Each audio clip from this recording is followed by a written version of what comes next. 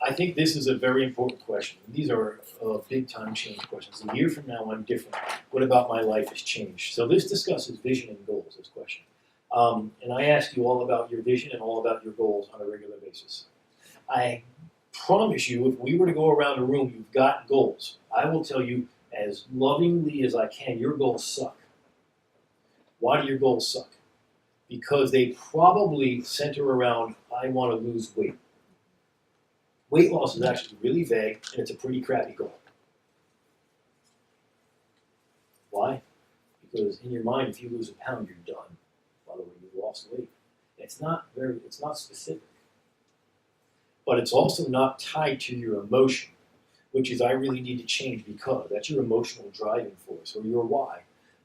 So a lot of the things that we discuss in the process of uncovering what your emotional driver is, the reason that you do things, is one of the most important things. If you have an emotional driver, if you can tie yourself to that, I can tell you that you are much more likely to change and to overcome setbacks and to be able to sustain and maintain through daily traumas. So what's that look like? A goal. The goal is basically outcome based. Most goals are outcome based, right? I achieved this. I want to lose 20 pounds.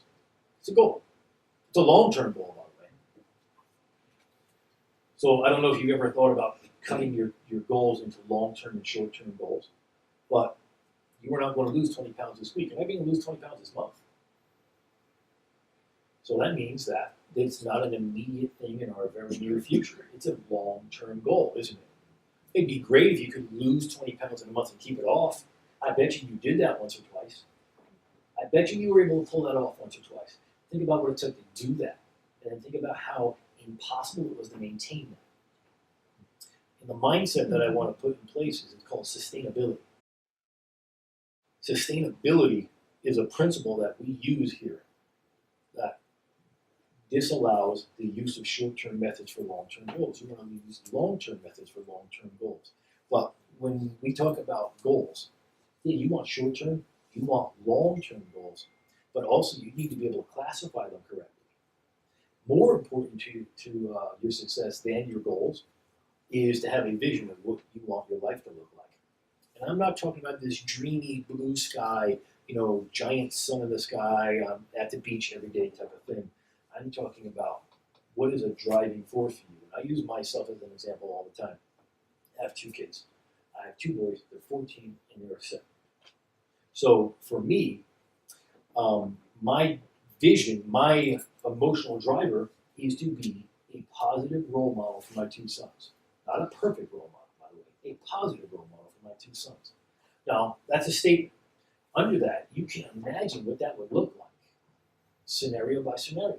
Circumstance by circumstance. How I speak to their mother when we're on good terms. How I speak to their mother while we're fighting. What I eat in front of them. How often I snack or choose to eat poorly in front of them. Whether they see me living a fit lifestyle or not.